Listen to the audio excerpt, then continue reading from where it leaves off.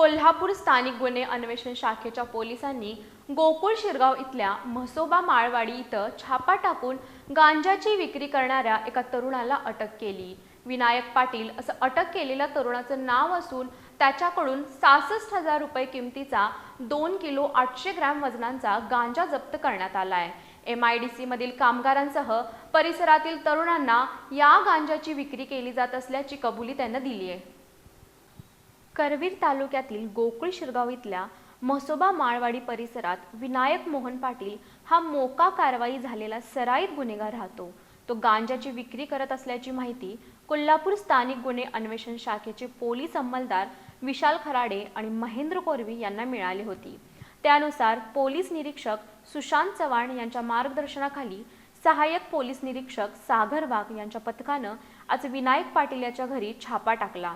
त्याच्या घरातील 66,000 रुपये किमतीचा 2 किलो 800 ग्रॅम गांजा जप्त करून या प्रकरणी विनायक पाटील याला अटक केली।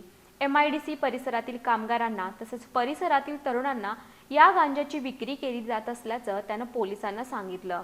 विनायक पाटील याला पुढील कारवाईसाठी गोकुळ शिरगाव पोलिसांच्या ताब्यात देण्यात आलंय।